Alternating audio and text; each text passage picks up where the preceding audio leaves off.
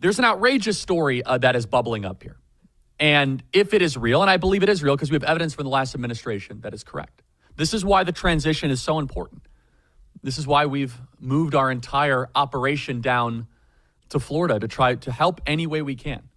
The government is already voicing to the media that they will undermine Donald Trump if he were to make decisions that they do not like. According to CNN and MSNBC, CNN has a story that has not been independently verified by NBC News, which add that, quote, defense officials have held, quote, informal discussions about how the DOD would respond if Donald Trump issues orders to deploy active duty troops domestically and fire large swaths of apolitical staffers. The commander-in-chief has the right to fire anybody he wants in the federal government, let alone the Department of Defense. He is the commander-in-chief. He is the top of the United States military. It could not be more explicit. Now, many of you think we have three branches of government, but the fight now that we won the election, the fight in front of us is not just about winning elections. It's what is the form of government we are going to have. And we have two options.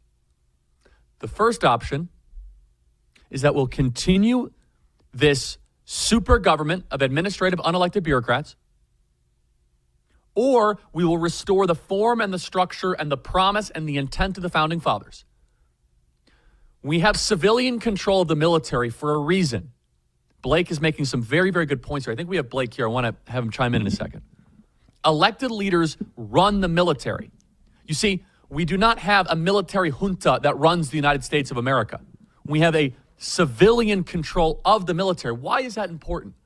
Well, in third world dictatorships, the military just controls the country because they have the weapons, they have the guns, they have the tanks, they have the drones, they have the missiles. So we're in charge, the military says. But no, the founders were so smart. They said, no, we can't just have a bunch of generals running the country because that's bad. And they're not accountable to the people. So we put the people's representative, the president, in charge of the United States military. When defense staffers think that they have the right to ignore a president, that is mutiny, and it can only be responded by firing them immediately. These unelected staffers in the Pentagon, they did not win an election. They did not campaign and get elected by people, but they want the people at the Pentagon, they want Donald Trump to play president on TV and allow the administrative state to run the government. And this is the tension that is unfolding right in front of us, everybody. This is the game that is unfolding right in front of us. Which direction are we going to take? Will Donald Trump be able to fulfill the mandate, or are we going to go the way where Donald Trump is swallowed and enveloped and suffocated by an unelected, unaccountable fourth branch of government? Trump has the legitimacy to run the U.S. government. Now, mind you, when you defy a commander-in-chief, it could very well be treason. And now Trump has a mandate to take the reins of this fourth branch of government and to restore us back to our constitutional intent. But it is going to be a battle. From the intel community, from the National Security Advisor to the National Security Agency, they're going to spy on Trump. They're going to listen to every single phone call Trump has. They're going to bug Trump's office. They're going to do all that stuff. And so from day one, we need to rip that thing down to first principles and anticipate that this is going to be a 15-round battle against the intel agencies. Remember what Chuck Schumer said. Let's get the Chuck Schumer clip. The intel agencies have 6 ways from Sunday to get back at you. And that's why these selections are so critically important. President Trump is off to a terrific start. Blake is with us. Blake, say hello to everybody. And howdy, so Charlie. Blake, talk about the profound constitutional importance of having a citizen-led military. Yeah, you're exactly right, Charlie. It's going all the way back. One of the most important and underrated things that George Washington ever did was after he wins the Revolutionary War, he just resigns and he goes home. War's done. It was the Congress at the time. They were in control of the military. And that was one of the most important precedents that was set in the Constitution. The elected politician, civilian president is the explicit commander-in-chief of the armed forces. One of the most, we've repeatedly had that tested. During the Civil War, You would have these generals who would think Lincoln was an idiot. He didn't know what he was doing. You even had some insane ones who would say, like, things would be so much better if we had the military running Washington. It never happened. You had the senior generals who would shut this down, and they would say, we are fighting to have a civilian control of the military. And now we have these bureaucratic urchins in Washington who are, they're literally saying, oh, what if he fires our career apolitical staffers? Well, as we've seen the last few years, one of the problems with the Pentagon is a lot of the apolitical people are not very apolitical. They have their own agendas. They think they have the right to set U.S. foreign policy, U.S. surveillance policy, U.S. military policy. They don't. The United States president gets to set those things. And if they're going to stand in the way of the U.S. president setting those things, they need to be shoved aside. And if they're going to try to resist him in any more formal manner, that's not just a matter of you should be fired. In some cases, it's going to be a matter of you should be court-martialed for it. Let's play this tape here. Remember, this was Chuck Schumer right during the Trump transition. Everybody, the bad guys are trying to recreate 2017 all over again. They are trying to recreate where Donald Trump is not the elected sovereign president. And if we are not flawless, there is no margin of error for us to be able to thread this needle right into January 20th. Then the intel agency is going to win. It's the intel community right now that is plotting against Donald Trump. The NSA, the Central Intelligence Agency, the FBI, the Department of Justice, the Department of Defense, the Pentagon, they're leaving little landmines for Donald Trump all around the government right now. This is exactly what Dwight D. Eisenhower warned us of, and Donald Trump won a mandate to fight all of this, and it is going to be a battle. That's why all of you, yes, keep celebrating, and we're going to keep on enjoying this, but understand what is coming ahead of us, that the forces are being marshaled to try to subvert Donald Trump, undermine him, and prevent his presidency from getting started, to stop it right out of the gate. When you devote so much of your budget and your national attention to the defense industry, the powers inside that establishment calcify and get corrupted over decades. Play cut 365. You take on the intelligence community, they have 6 ways from Sunday at getting back at you.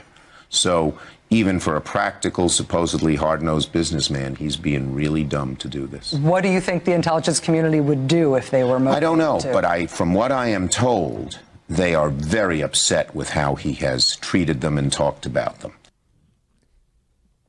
That was a threat. And remember, they made good on that threat. Russiagate and the entrapment of Lieutenant General Michael Flynn 6 days into the first Trump administration was foreshadowed on that clip. Everyone, we have to be on our guard right now because the intel community is not just going to roll over and hand the keys to the kingdom of Donald Trump. There'll be little surprises left for every single Trump staffer. Blackmail files, listening on phone calls. That's why fulfilling the mandate is so critically important. And I'm not speculating. This is a CNN report of Pentagon officials saying we are going to undermine the president. That we're in charge, not you. The fight is just beginning, everybody. Can the military subvert and undermine the will of the American people? This is exactly what Dwight D. Eisenhower warned against. An unelected, technocratic, scientific elite. Is it we the people or we the bureaucrats? This is why, even though we do not have a president right now, we have Joe Biden, who's not a president, you don't really notice because Joe Biden's not running anything. He's a ceremonial role who eats ice cream and sits on a beach. That's it. The real power is in the unelected. Play cuts 363 from CNN. Look, I don't like this because what's Donald Trump supposed to think? You know, he's sitting down there, he's the president-elect, and now he's got to read the newspaper tonight that the unelected bureaucracy of the federal government is having meetings at some level about how to thwart or countermand the commander-in-chief. If you were in his shoes and you just won the popular vote with a clear mandate and now you got to read that these unelected bureaucrats are plotting against you, what would you think? If but they I think have problems, there's a reason if for they that, let me though. finish. Well, I agree that that's maybe not the best way to do it. However, Trump has set them up to be in this situation where they think that he's coming after them. And he's talked about using the military. He's the president. Yes. Yes, but do you see that? That's Gretchen, who used to be on Fox News. Oh, he deserves it. He deserves to be undermined. He deserves to be leaked against, smeared. He deserves to have his orders not fulfilled. So who is the boss here? And by the way, if you don't like working for Donald Trump, then go resign. Just go resign. Go write your own book. But they have such disgust for not just Trump, but for the United States Constitution. Disgust for the fundamental premise of the Founding Fathers. The Founding Fathers set up a system of 3 co-equal branches of government. Not one is greater than the other. But Woodrow Wilson, over 100 years ago, started a different form of government, which was, as we call it, the administrative state, otherwise known as the deep state, where that a council of experts that went to the best schools who know better than you will be able to plan out the economy, plan out scientific affairs, plan out pandemic response, plan out education, plan out transportation, plan out your daily life. And that's how we got all these different departments. Department of Education, Department of Interior, Department of Homeland Security. So the departments are these expert class that are supposed to be running your world, your country. How have they done? Have they done a good job? The Trump mandate is that we're going to tear it all down, that the experts don't share your values, number one, and they're not even good at their job, number two. But they feel as if they are the sovereign. They believe that no matter what the American people think, they look at you as an annoyance.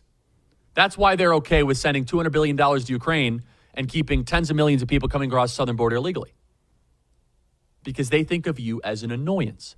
And what Trump is up against is a realignment that is greater than just politics. It's, can he change the form of government back to what the Founding Fathers designed? That is the Herculean effort of what the transition team is trying to do. That is the Herculean effort of what Donald Trump is trying to do, what he's trying to embark on. It's not just about being a great president and delivering for the American people.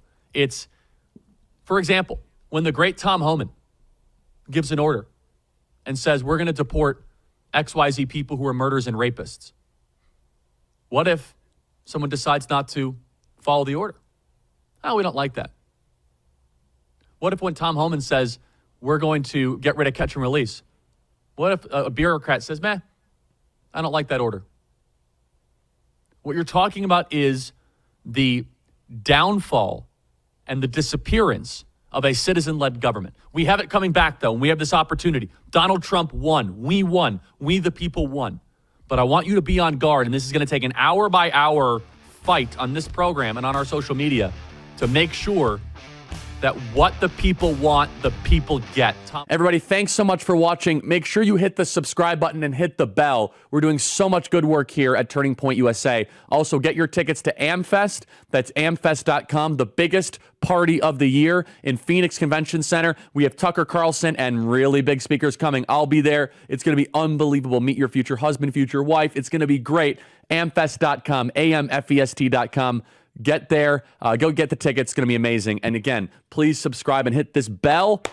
We appreciate it. And if you listen to audio podcasts, subscribe to the Charlie Kirk Show podcast. That's Charlie Kirk Show podcast. We won, everybody. We won. I need to get this hat. Daisy, can you get me one of these hats? We won. And if you guys want a limited edition signed MAGA hat right here, last thing I'll say is become a member, members.charliekirk.com to get a limited edition MAGA hat. We have 5,000 to send out, don't we, Daisy? Over, like 8,000 now. We have 8,000 hats I have to sign. 8,000 hats. God bless.